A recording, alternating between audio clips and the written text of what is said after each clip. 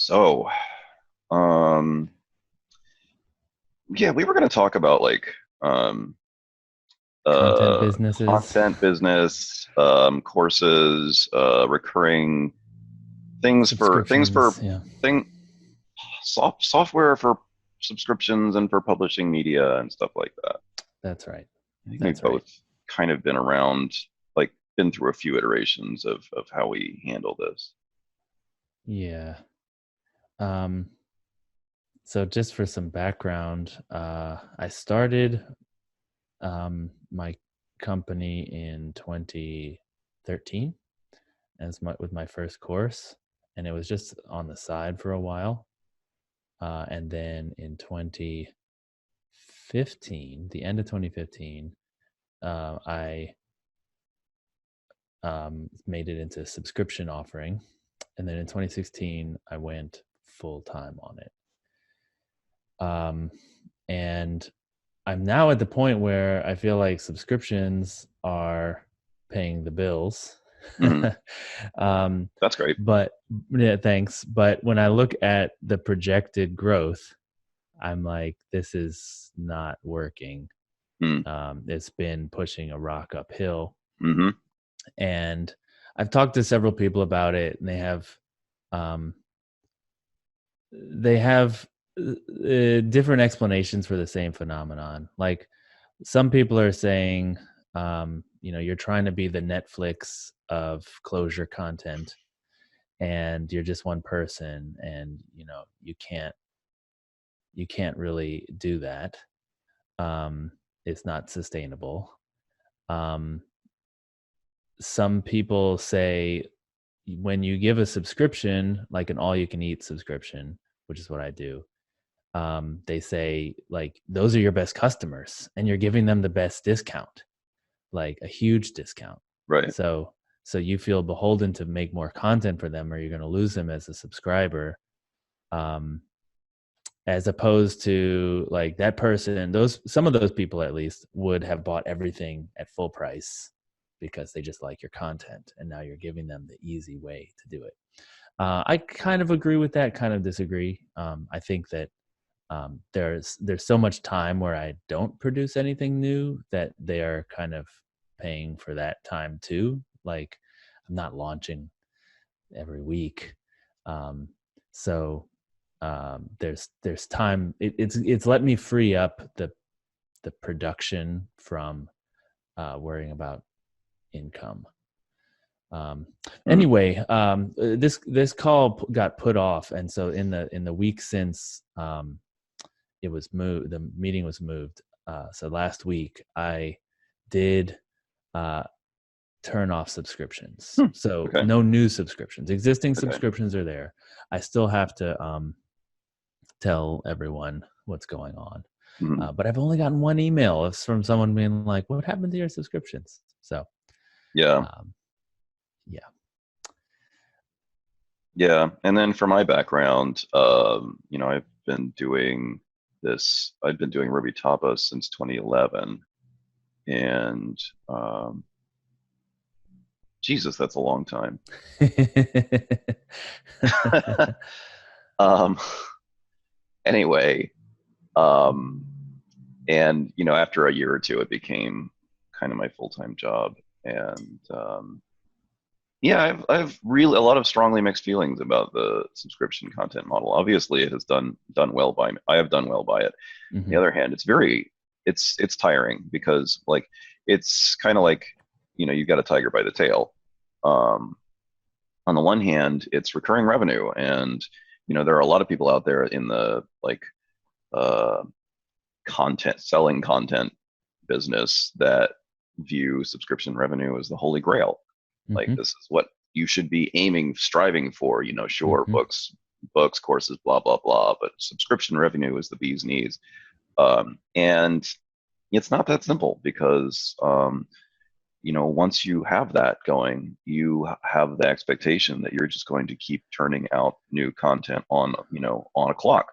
Right. Which I mean, that's a good, like, to be fair, I have found that I'm only really good at keeping up with something if I have deadlines. So like Sure. it's helpful to have that constraint, but on the other hand, it can be um, pretty demoralizing sometimes, especially when life is happening. And I've Right. used various I've done various things to cope with that. Like over the while my life was falling apart family wise, I started getting a whole lot of guest chefs on the show and I've Right. had a whole process for guests.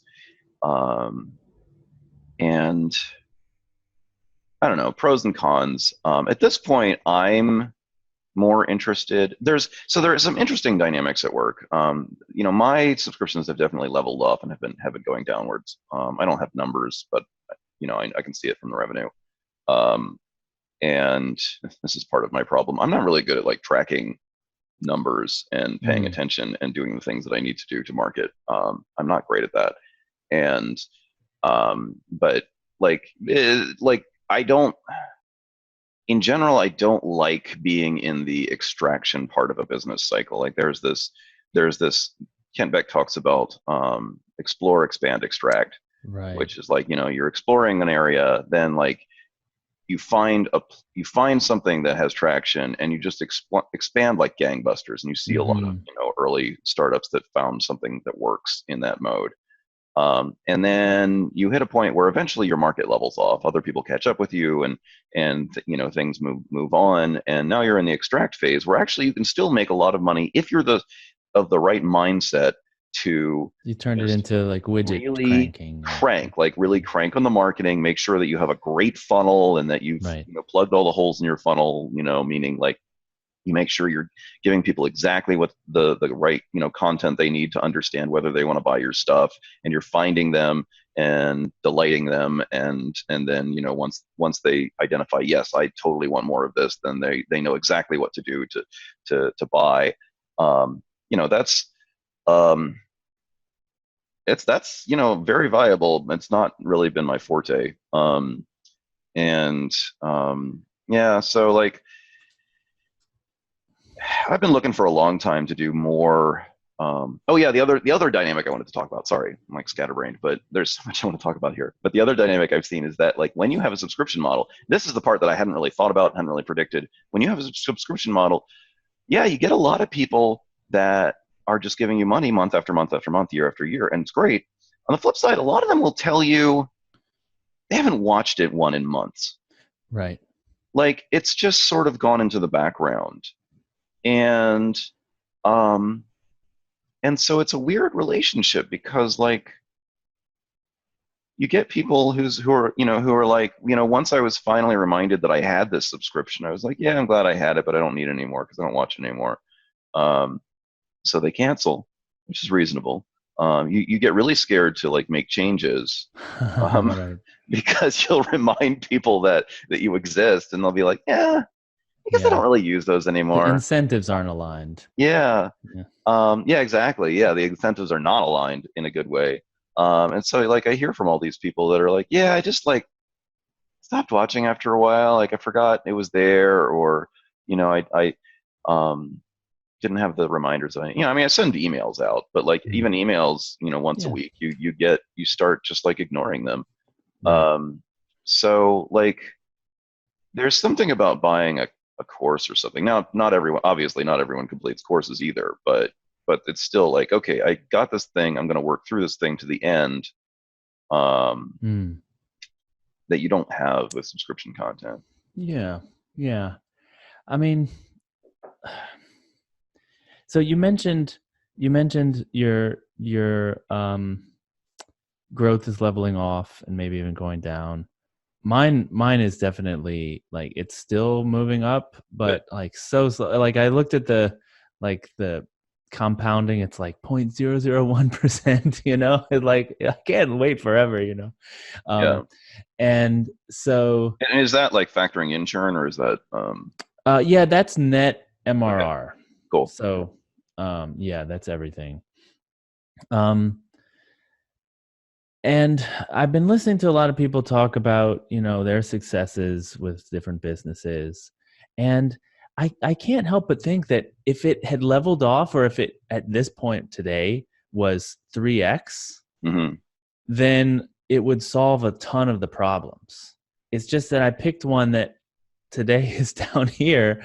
And like, because for instance, I'm doing it all by myself right now. Hmm. I had an assistant for a little bit, but I found that he couldn't really get things done without me, like Hmm. managing him.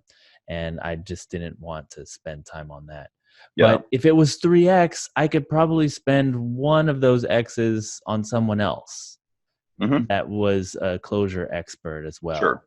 And so I feel like there's, you know, it could have worked. It just didn't get high enough.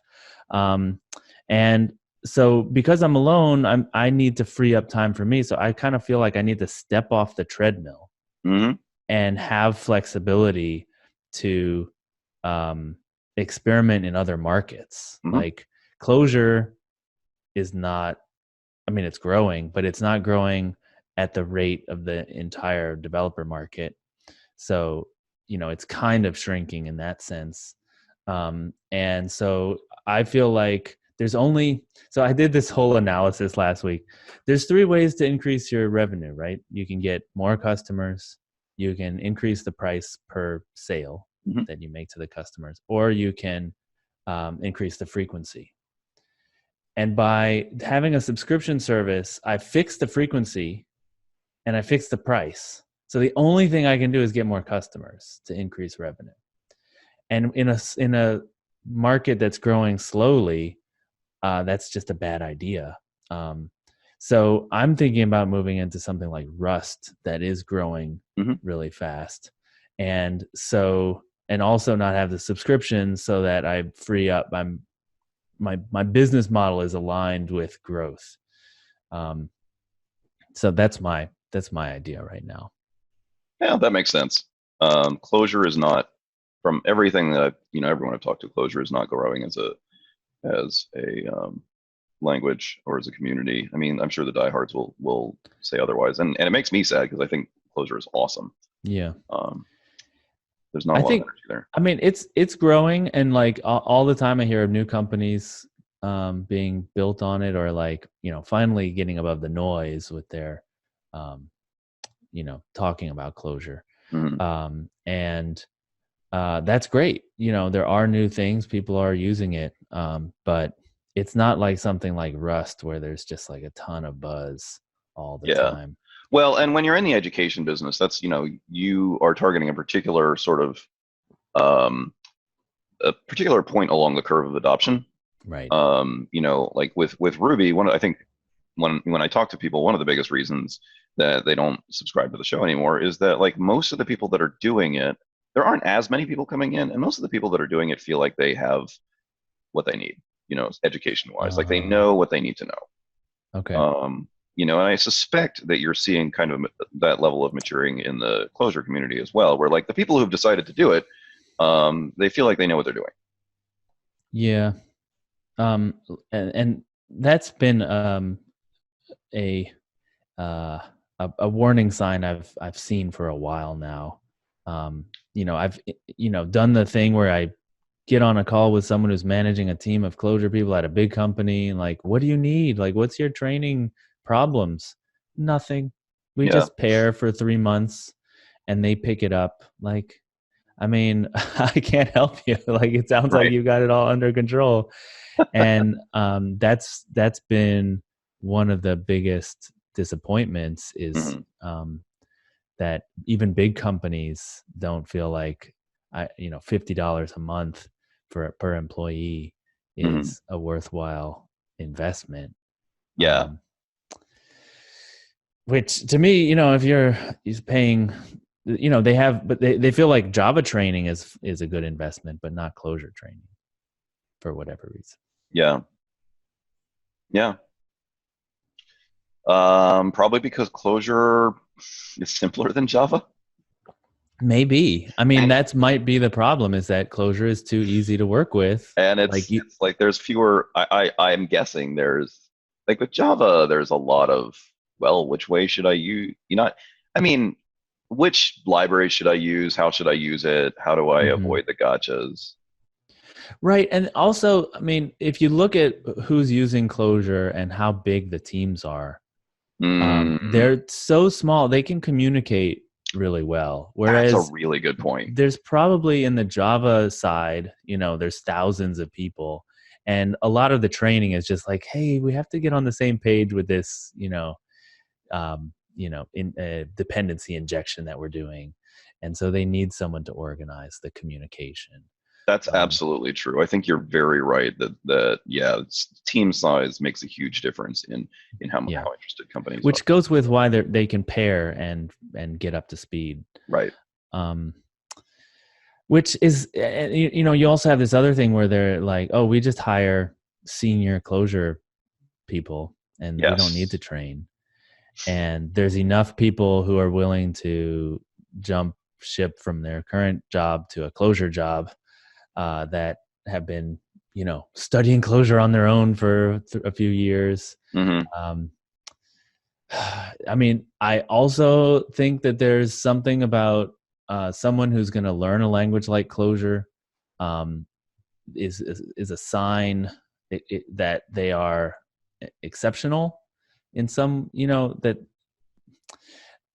like you look at something like Java where there are really great Java programmers, but also it's taught at university and like it's sort of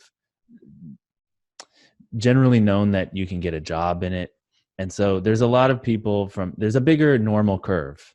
There's people at, across a vast range of skill levels. Whereas with Clojure, it's probably a smaller curve, but for like the average is further to the right Hmm. because it's their second language. It's their native Yes. language. Yes. Um, Second language so matters too. so they don't need the beginner training material. Hmm. um, right. I mean, Yeah. these are all things I've thought about through the years, Same. and it would be great if the curve, the growth curve were a little steeper, if it were a little higher, offset higher. Um, but it's not. So I need to find something else. Yeah. Yeah, there's another thing. It's the something else is really tricky when you're on the subscription model. This is one thing, a dynamic that I've discovered the hard way. Mm. That like everyone will say, well, why don't you do Elixir content? Why don't you do JavaScript content? Why don't you Hmm. do this or that? And there are a couple of reasons why not. I mean, one reason is like the stuff that I do is very much like advanced.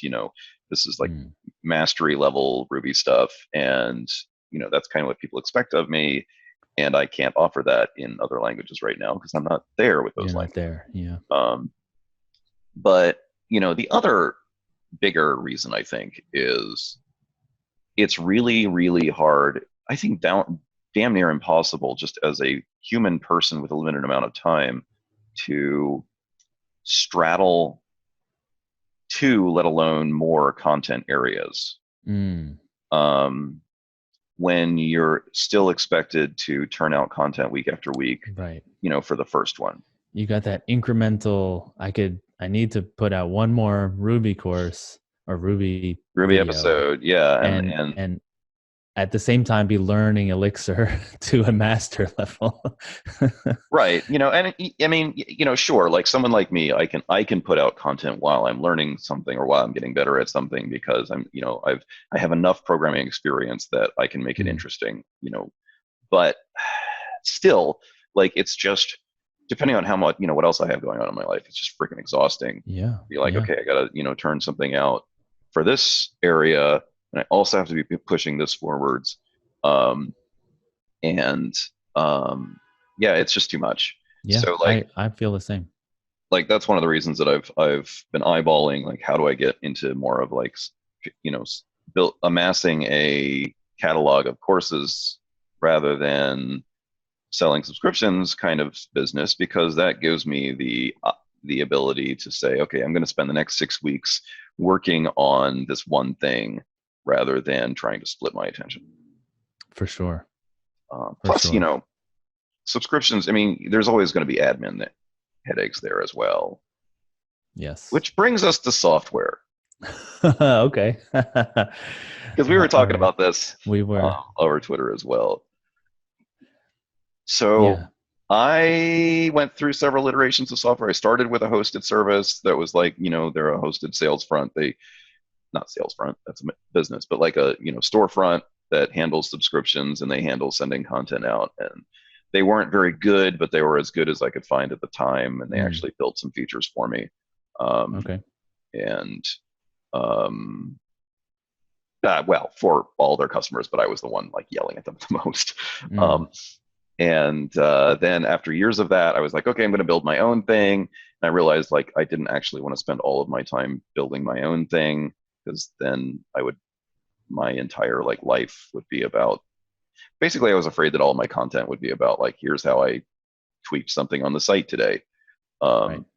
Because I wouldn't have time to think about anything else. And then I eventually moved everything to WordPress plus a carefully selected set of plugins for e-commerce and subscription distribution, Mm-hmm.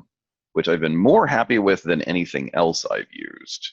But there are some definite drawbacks there as well. And now I think both of us are eyeballing the current state of like at least courseware Yeah. hosted services.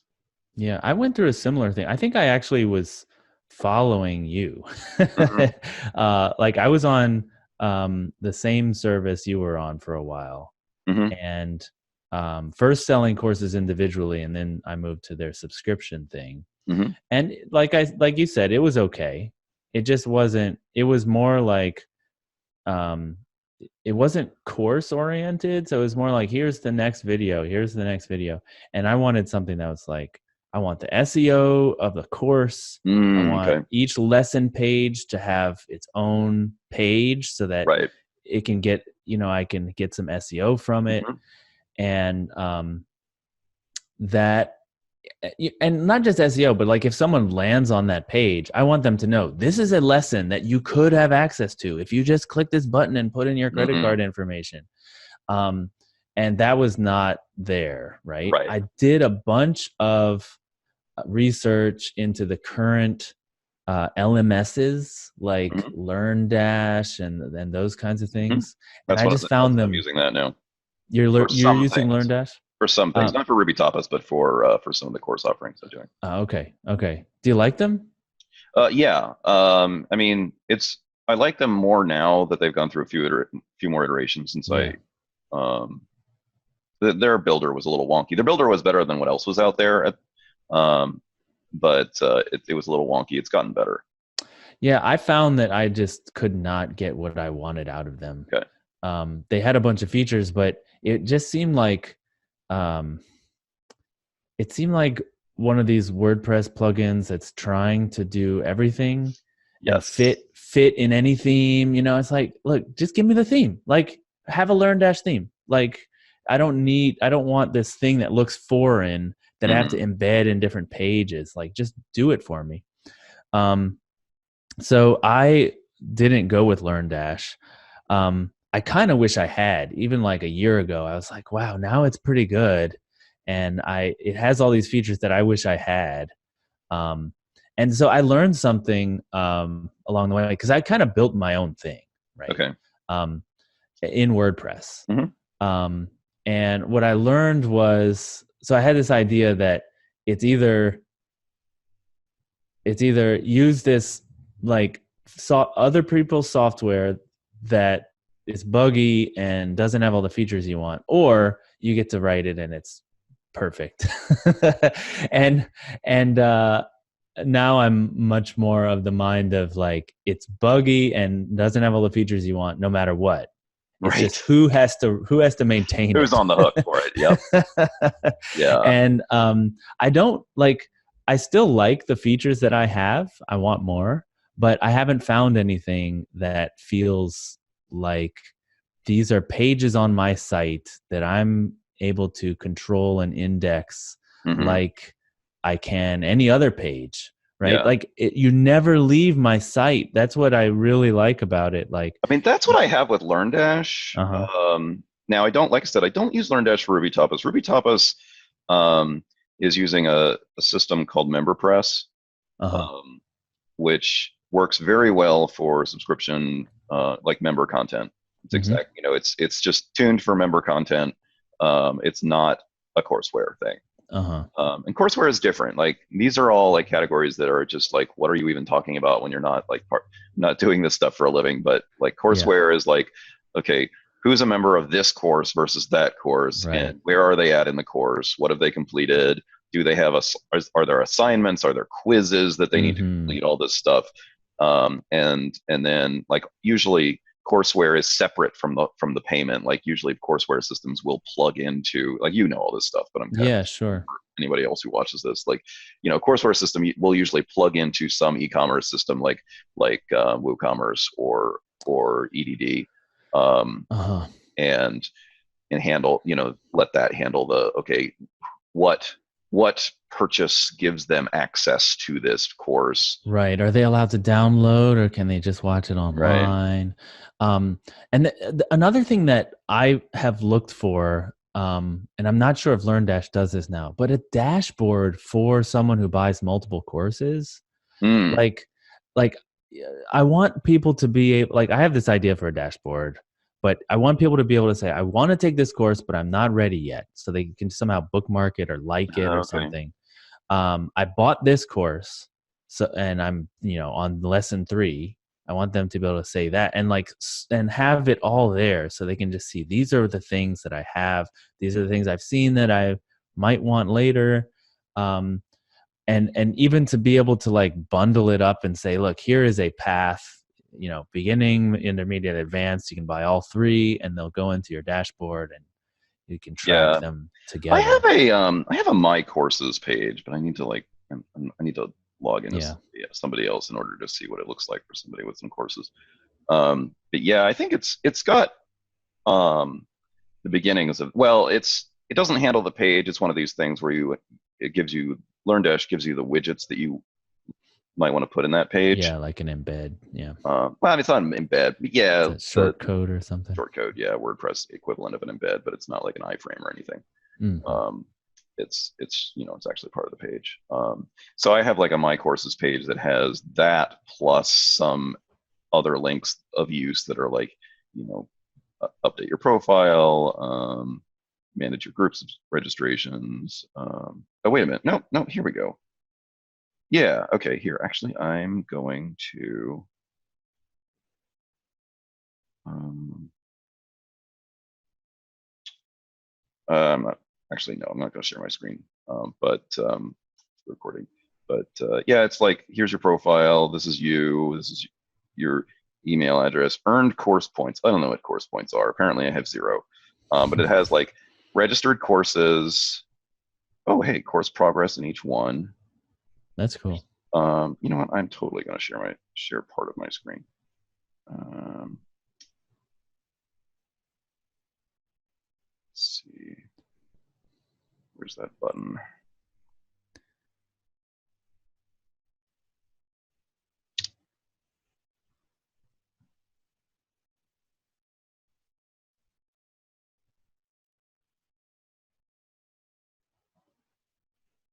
How does this one work?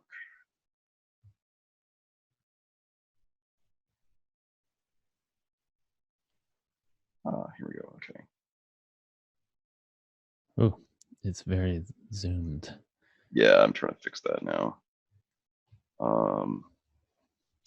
Yeah, can you see this? Yep. Yeah, so I've got like So you've registered for those courses. yeah. Yeah, that's cool. Um, Oh, I might have to switch to LearnDash.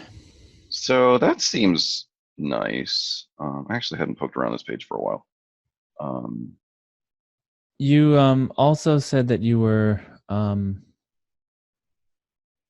experimenting with hosted course platforms.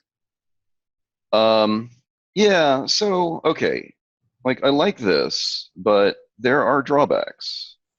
For one thing, WordPress hosting turns out like a lot of WordPress hosts aren't really well suited to running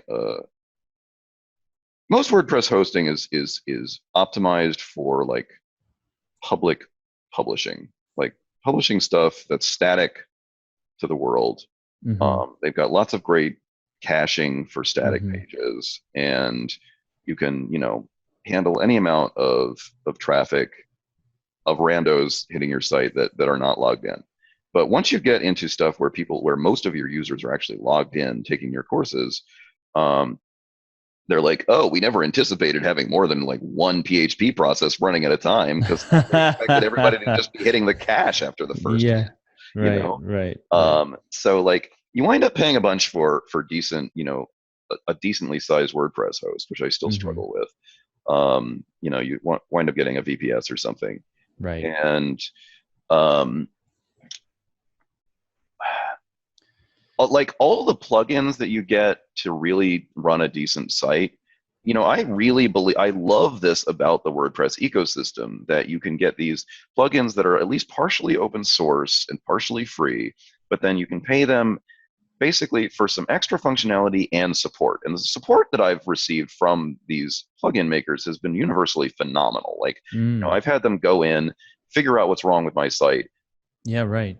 put out Me a too. Yeah. patch for their software. Right. It's really good. Like, it's a really good model. It's probably the best model I've seen for supporting open source software that anywhere. They've got a handle on this that you That's don't right. see in other ecosystems. But that said, if you're committed like I am to not writing code for your site and instead using other people's code that's supported, after a while you will start paying quite a bit of money a year, That's true. for the hosting and for the licenses for this well-supported software. Like, you've got your LMS, which is not, that might be like $200 a year or more. Hmm. You've got like WooCommerce or EDD can cost quite a bit once you start adding up all the various That's right. plugins for integrations That's with the right. things that you need integrations with. Um, you might have some other software that's for like your like SEO or for like building custom sales pages. Um, It adds up. and it It really adds up. adds up. And what I've realized, it actually adds up to a lot more than some of these hosted services. And then you've got all the headaches of upgrades and compatibility between them. Excuse me for a second. Yeah. Let's see what this is about.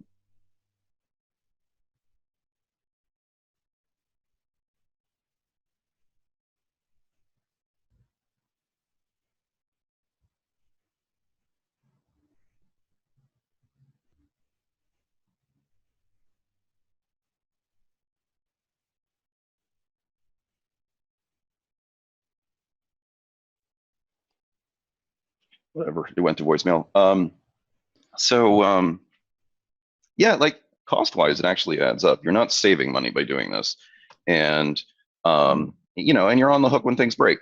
That's right. It's your problem when things break, and so uh, plus, and you're on the and breaking can just mean like performance issues sometimes. Sure. You can't yell at somebody else about that. You have to yell at yourself about it. So yeah. Yeah, I've had my site like the host automatically upgraded to PHP 7 while I Hmm. was on vacation, and one plugin was not ready. And Hmm.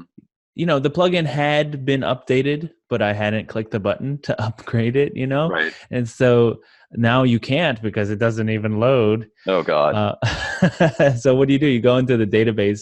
I am on my phone, like trying to edit some gigantic database field. Hmm. um yeah. Yeah. um I think that I've liked the optionality of developing my own features. Yeah. um but I would love to get onto someone else's roadmap, like they're developing all those features Yeah. and they're in a growth mode. What I found though is that, like, so I've looked at Podia. That's the one that everyone's recommended to me. Um, the marketing just does not speak to me Mm. as a professional, like, course producer. It's all about, it's so easy to put your stuff online. You can start making money today. And it's like, that's not what I need. Right. I need to know that my customers are going to have a good experience, that Hmm. this is going to let them learn better than what I can do on my own. And I've asked for this in support several times. Like, I have 41 courses. how is that going to work in your system? Like, are people going to be able to see a list, or is it just Mhm. this like landing page to sell one course thing that I keep seeing in all of your demos? Yeah. Show me someone who has more than 10 courses, and they can't. And I, it's just turning me off. Yeah. So I absolutely, like, this is my problem too. Like, I've yeah, been taking a look at Podia, Thinkific, Teachable. There's Kajabi. Did you look at Kajabi's Kajabi? another one. Yep, yeah, that's another of the big ones out there. Um, and I see the same thing over and over again. They're all kind of fighting over the same one slice of the pie, as far as I can tell. Like, they will tell you that there's differentiation, but like they're all marketing to like some like stock trader who their job is stock trading, but oh, they want to have a side hustle of a course of their stock trading tips, and so that's like Mm-hmm. their one side hustle course. And um and their clients are all, or their potential customers are all individuals, Mm-hmm. and they're very happily selling their one course, and like Right. that's the story that you see over and over in the marketing. And like, that's great. I understand why that's probably like the biggest chunk of the people that you're marketing to is like doing their first piece of selling content. But that's not me, and that's been my problem all along. Is like, what I want to see is, first off, you know, you know, I already have a customer base of thousands. Like, how are you going to handle that? How are you Right. going to handle the fact that a lot of my customers want to buy for their team or their Mm-hmm. organization, Exactly. not Yeah. for their individuals? None of them have a story for this. I Yeah. ask like once a year, I like ping them all. I'm like, what's your story for this? And they're like, we're thinking about it. It's like, Right. I can't use you if you can't give me a dashboard for an account manager at a company Right. that gets to add and remove people as they join or leave the team. Because I have done the thing where it's like I'm on the hook. People email me and say, so and so has left the team and these other people have joined the team. Can you please Right. switch, add them or remove them? That doesn't work. Neither does having, if it's a course, you can't just have one login for the whole team, because Right. the whole point of course management is to manage like who's where. Right. I've gotten to this point in the course. You can't have it one account for the whole team, and Right. that's like what these people will tell. A lot of these companies will tell you is either it's like have an account for the whole team. No, um, have like a discount code that you issue for the team so that their people can join. Yeah, that's great when the first set join, but they need to manage over the Right. Adding lifetime and of their removing team, people. adding and Yeah. removing, upgrading to a new tier to have more Yeah. seats, downgrading to have fewer seats and spend less money. Right.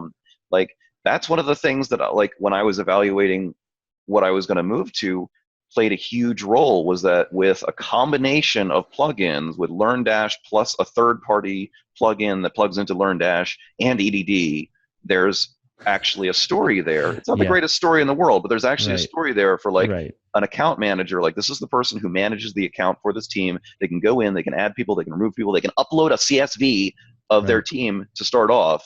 And I Exactly. don't have to be responsible for that. Yeah. And that's just one thing. Like, another thing is like, okay, people are going to have problems that actually aren't with the course content, they're with the site. Mm. Do I have to act as the intermediary, or are you going to give me a really good way of transferring them over to you Right. and knowing they're going to be taken care of?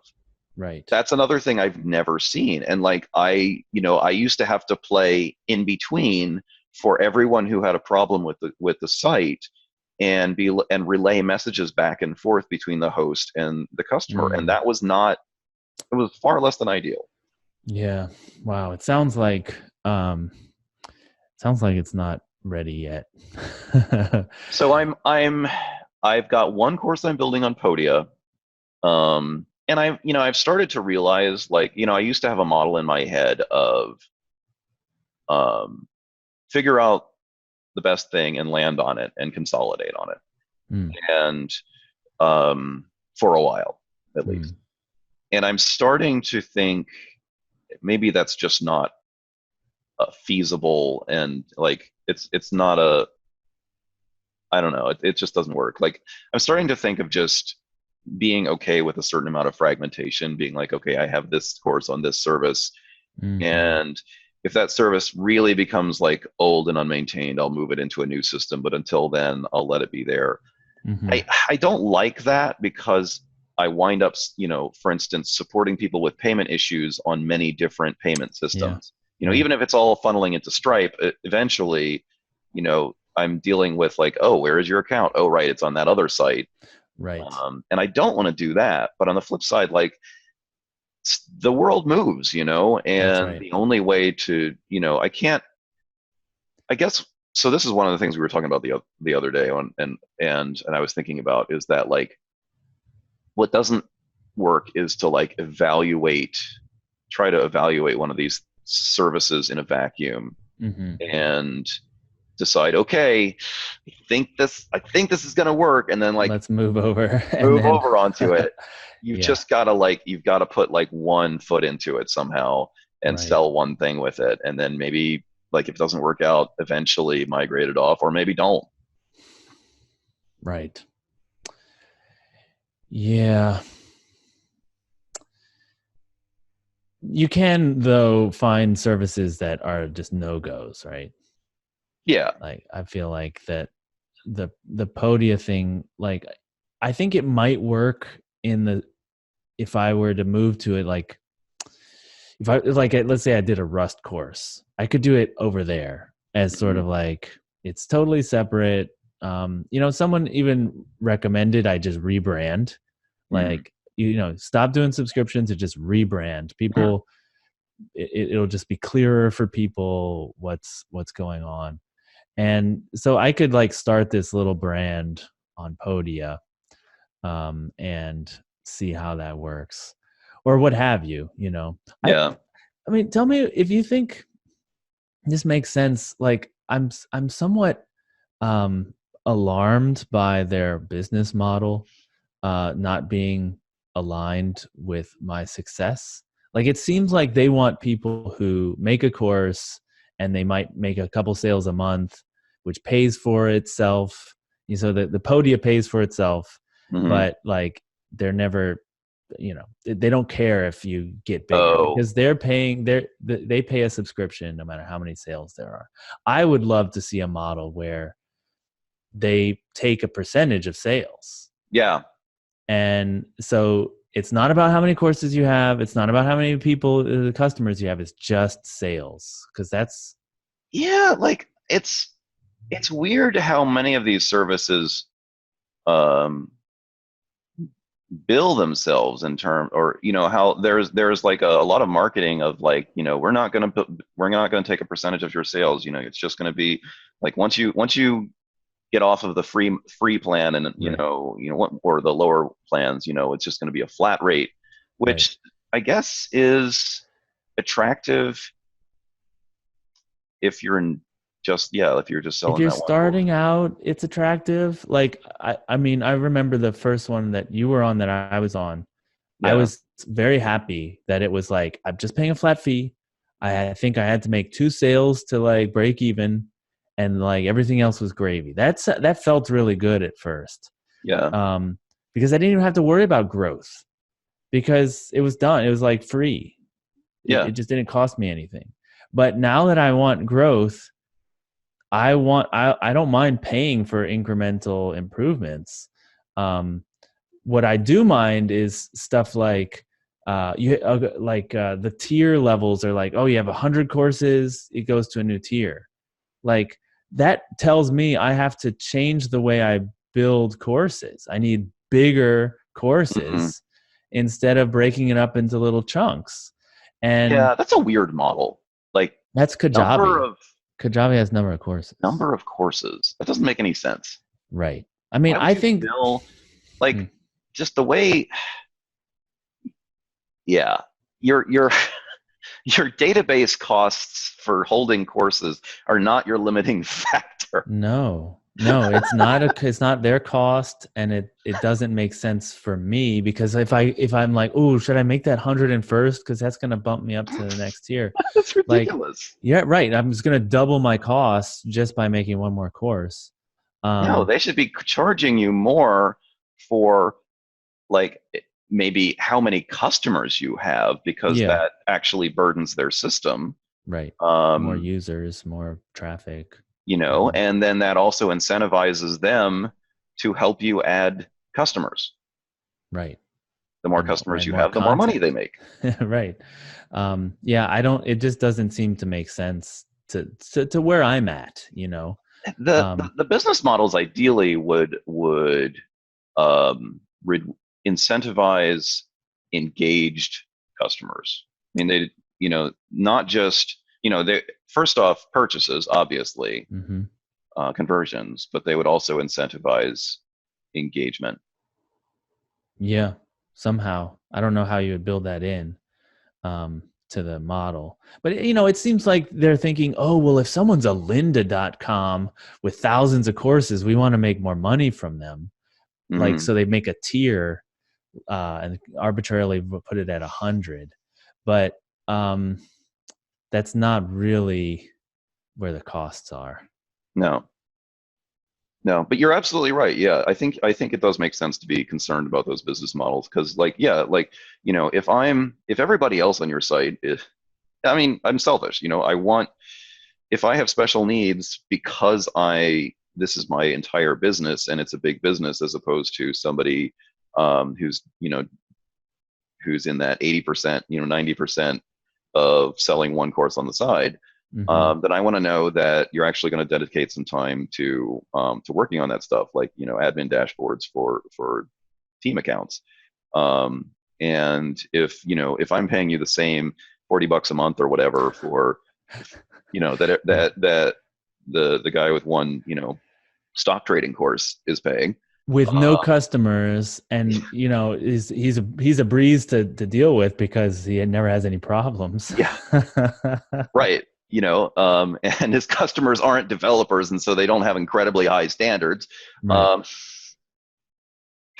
Um, not complaining about my customers because I'm the exact same way. Yeah. Um, but yeah, like, I want to know that I'm actually going to get some of that, some time. Um, Yeah. and that's, yeah, there's no guarantee of that. Right. That's it's weird because if I showed them my MRR, I should get you would think I should get an appropriate amount of attention, Yeah, right? A proportional amount of attention, and just support. Like, hey, I'm thinking of switching over. I make this much money. Do you want? What do you think? But if I'm just the same as some other person just starting, or with a small market, like, it doesn't make sense.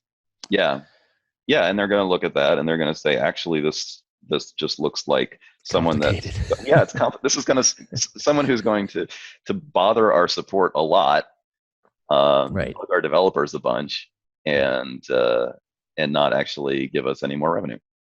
So it looks like we're thinking along the same lines here. Um, Yeah, Subscription everything is a sucks. treadmill.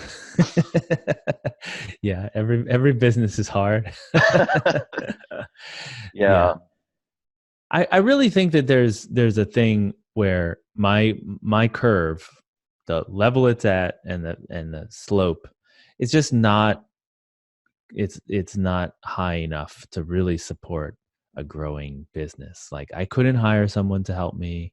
I couldn't um like, if I knew, okay, this is just a treadmill, or this is a treadmill for X amount of years, but it will be here at this time, then it would be different. But this idea of, like, just pushing this rock uphill and it's just going to roll back down again, I yeah, want to get out. I want to get out. yeah, for real. Same. Yeah. I don't know if there's, like, every time I talk about stuff like this, I think, well, maybe there's a business model here. Um, but I'm Like, to not sure. start your own service of. Yeah, I think about it, but I can't see. I don't know where it would fall between, like, something like Kajabi, Podia, whatever, versus the, maybe there's a midpoint between those and, you know, Pluralsight, Mhm. of, like, we're really more about accumulating authors than about than about serving, being a service provider to authors. Hmm. Um, I don't think anybody's made a go of that midpoint. I mean, I could imagine. All right, so like I'm writing a book, so I've talked to my editor a lot, and so he's hooked into the book publishing business, and it's a good business. Like Hmm. the owners of that company make a lot of money. Um, and I think at Pluralsight they make a lot of money too, right?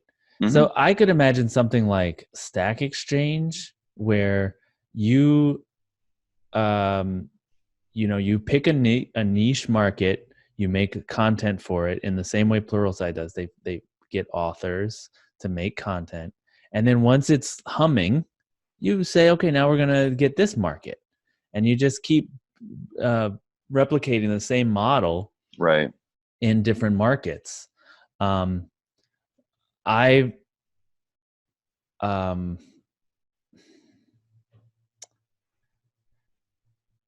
I think that the Pluralsight model is like enterprise sales, right? You get Yeah. these like giant contracts for 1,000 seats or something, and no one ever uses it. It's just like a perk that the company gets to offer their There it is again. It's there, but nobody's right. actually touching it. Right. Yeah. No one's touching, but they don't mind because they can put it on like uh you know a job posting like, hey, and you get access to Pluralsight along Yeah. with your health insurance. um and uh there's benefits to that because the people on Slack, people can say, oh, watch this course, this will explain everything. Right. They're all on the same page in terms of training material. But I haven't found enterprise sales to work well with my stuff.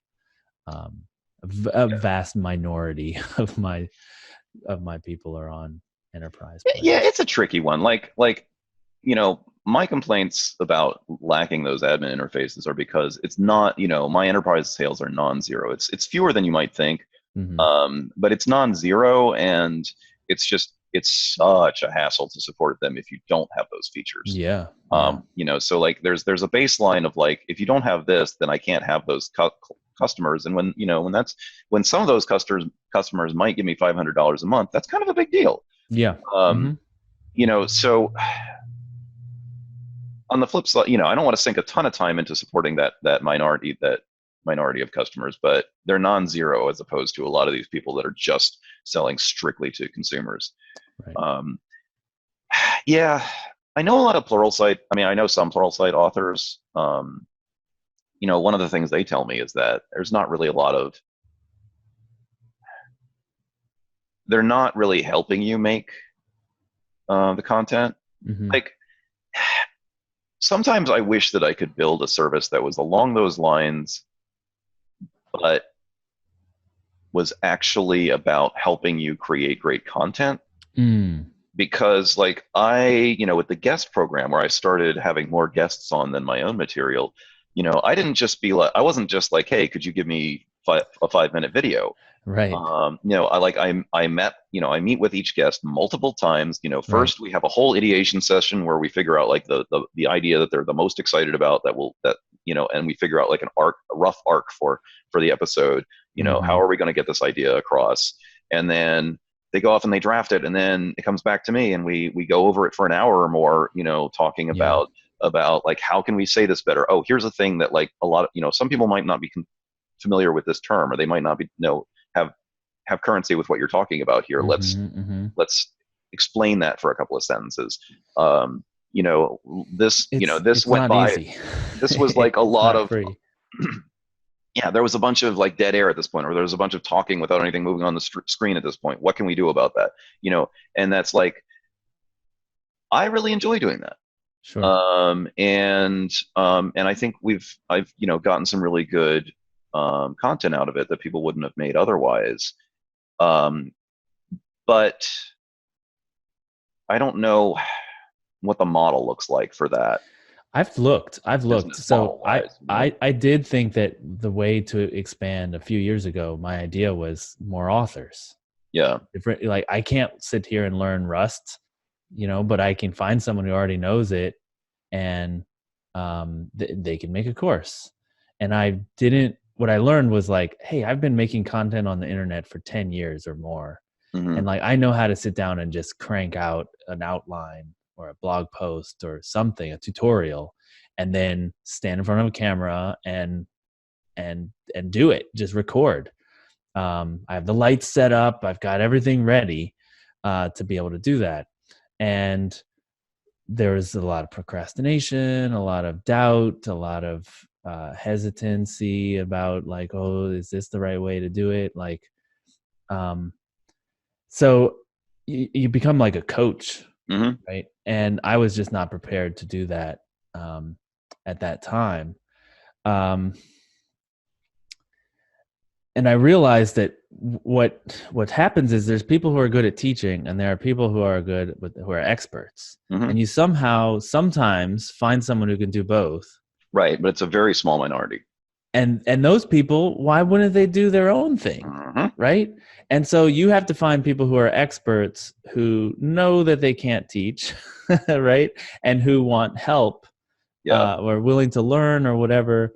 And then I have not put any energy into that, but I think that there's something possible there. But I don't know what the model looks like. I've seen exactly that dynamic over and over again. Hmm. I've seen how like people that are, yeah, really experts at something, either, they don't have the mindset for teaching, or they don't have the time, or they don't have the just interest. Um, and so it's very easy to like toss ideas around and be like, hey, this sounds like a great collaboration, but then actually Hmm. making it happen um, is incredibly rare, and you can sink a ton of time into a collaboration that never goes anywhere. And so, like, I'll tell you what, like, my plan when it comes to collaborations is right now, because Okay. I actually do want to do more of them. I am planning on spending more time, like, if there's something I'm interested in learning, I'm planning on spending more time finding somebody who's an expert in that, spending some time remote pairing with them, probably streaming it, Hmm. just for whoever wants to watch, and just being like, hey, can you teach me this thing? Um, Walk me through, or here's some crappy code I wrote. Walk me through making it better in the language that you really understand. Um, Yeah. and then, if I feel like it, go off and make some polished material about it based on what I learned. From But what they've said. Yeah. yeah, but not try and like. I've realized I've been way over eager to do full on collaborations, and most of the time they don't Hmm. work out. Right. So start small, start with little, let's just try out talking to each other over Right. a pairing session. Yeah. Right. And don't Interesting. don't like expect myself to make like, oh, this is the so and so and avdi collaboration video Right. series or something. Just like, no, Right. no, I'm gonna have, I'm gonna say, hey, can you spend 2 hours teaching me something? And then if I feel like it, I will do something with what I learned, Hmm. and it'll be me doing That's that really thing. interesting. Um, One thing I've been looking into is like to try to figure out how lynda.com got started. Hmm. And I think the lesson from Linda was that it was like a tiger by the tail. Hmm. So she made like one like Adobe Photoshop course or something. It's like web design or something like in the 90s. And Hmm. people were like, I need this VHS cassette and Oh just wow. sending her money. And so she was like, oh man, this is really working. Um, which is not, this is not my experience with making closure courses, right? Right. It's an Yeah, uphill it's battle. a matter of the size of the market. Yeah, I think that, and like the the size of the market, the complexity of it, the need for keeping up to date on those tools as a professional, um, and so their whole thing is help the author. They talk about it being like a spa. Like Mm. you get flown in, they put you up in a hotel, they have a studio, they have makeup people, they do really good production, and they help you, like you have a producer, an editor Hmm. who's sitting there like helping you craft your material into something That makes a lot of presentable. sense. Yeah. And like, man, just thinking about the expense of that, Hmm. I cannot imagine doing something. I'd You love to be have able to to. know you have to know you're going to get return from it. Yes, yes. And then they update the same, the course is not evergreen. It's Hmm. like Adobe Photoshop 2019. In 2020, you got to do it again. So I don't know how they are able to afford that.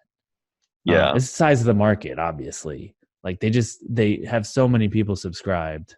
Yeah, one of the best video courses I've ever taken um, was the Linda Adobe Premiere course. Mm. And yeah, all the things that you said all ring true. And I mean, that course is probably a special case even in their catalog because it's made by their producer. Oh wow. Right. Like, why don't you make the video? Because you have all this experience. Oh my goodness. Yeah. Yeah. Yeah. So I've thought about that, but I think I would need to have so much margin to be able to experiment Hmm. with it. Because like they Exactly. have, everything I have is like, oh, I have a $300 camera, you Hmm. know. Or they're talking about thousands of dollars for a Hmm. camera, and they probably have to replace it every year because they use it, you know, 30 hours a day. I don't know. And like I've got these lights, these are like $70 lights from, it's all on the cheap, Hmm. and I have it all set up so I can press a button and like I can start recording. And you know, I've had this idea of like, okay, if a collaboration is going too slow, why don't we try something else where we make it really intense? Where I fly to your house, we lock ourselves in the house for a week. Come on, I could do a lot in a week, especially in this intense Yeah, I thought way. about doing the same thing. And we just work in like first 2 days, like let's just get an outline, like a really solid thing, and then we're just recording, and then I fly home. Um, what do you think? Do you think that would work? Well, it's exactly what you're saying. Like you have to really know that you're going to get a return on that because that is a Yeah, big chunk of time. yeah. Um, and like I've got something sitting around unfinished that was the result of a collaboration where somebody flew here, Okay. and we spent a week or two just cranking on material, and now I have like I don't know 100 hours of video or something, and Oh wow. it's sitting there. Um, You have to edit it and everything. yeah, and figure out like the way to put it all together in a that's useful. Mm-hmm. Um, Mm-hmm. and it's I think it'll something good will come of it will hopefully come of it eventually, but it is a massive outlay of effort that goes way beyond just that week of intensive Right. For um sure. pairing. For sure.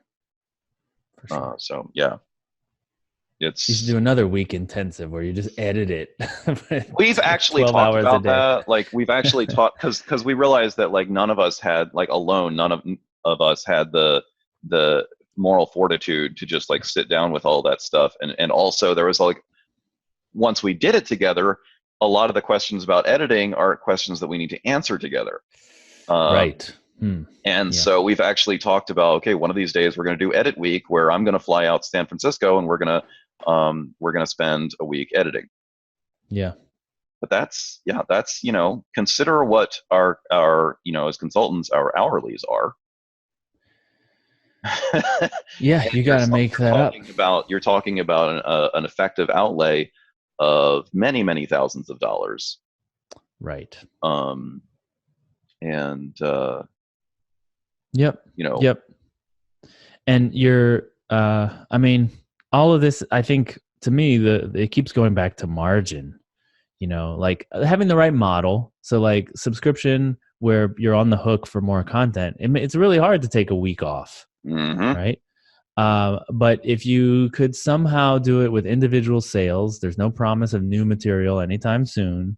Just Yeah, this is my offering, and the the sales are coming in. I feel like I could build up enough margin where it's like, okay, I'm making money, that's happening, and I can go experiment with this other course with this other person, um, or do it myself.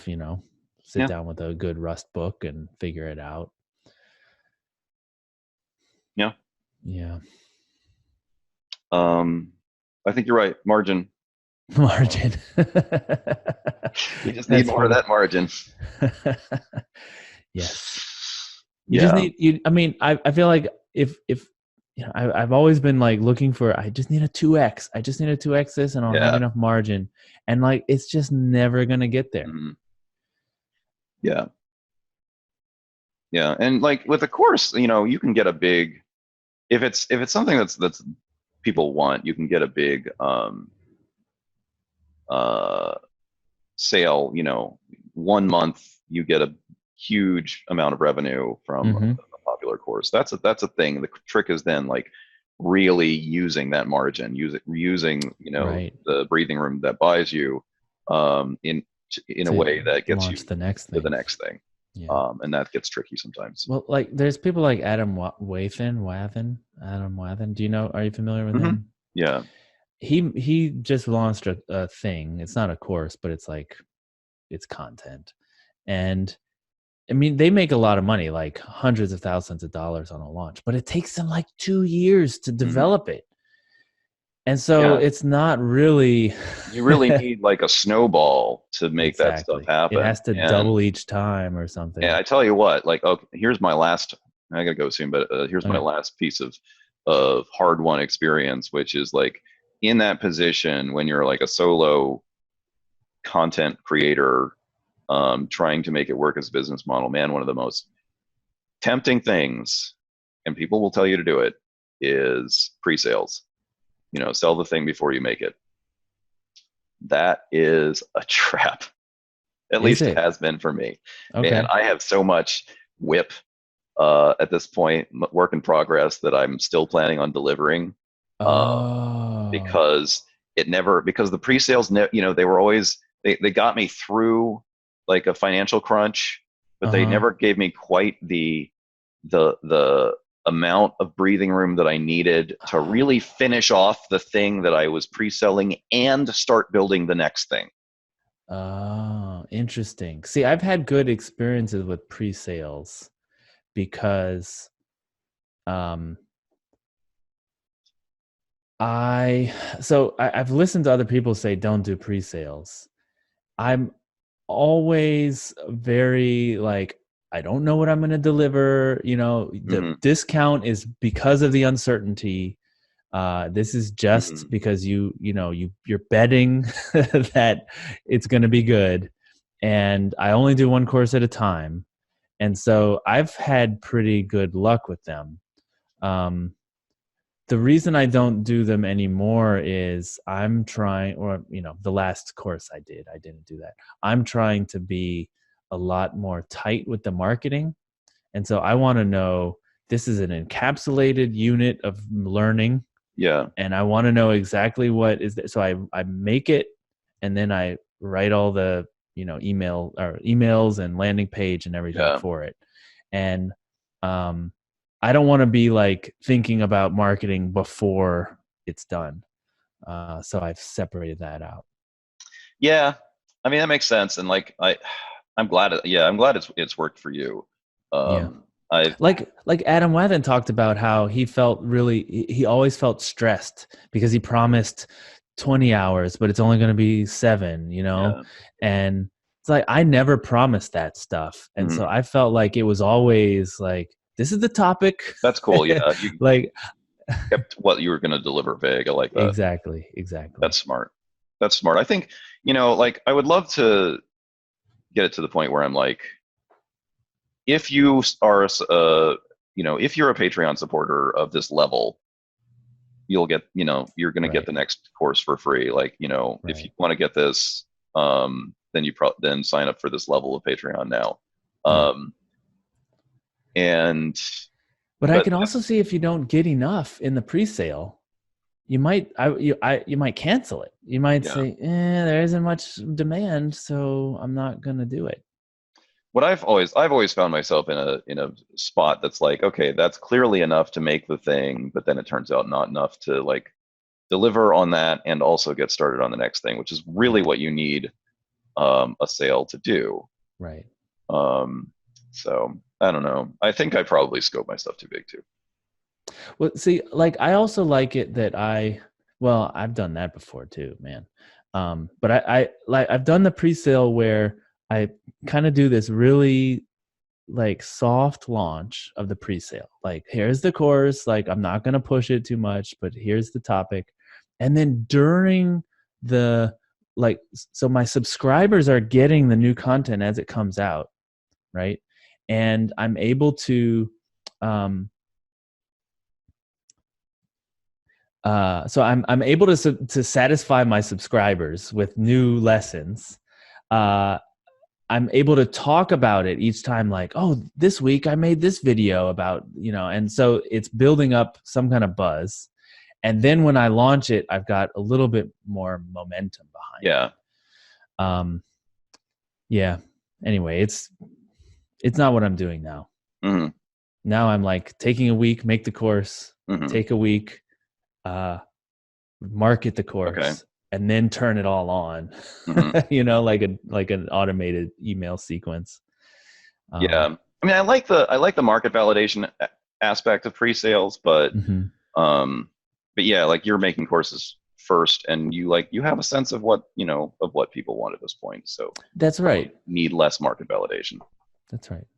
I've got a pretty good experiment. I have a hypothesis that this is a good course model right now. Yeah. That I've got going. Yeah. All right. Well, this has been great. Yeah. Thank you so much for meeting with me. But yeah, thank you so much. And yeah, good luck.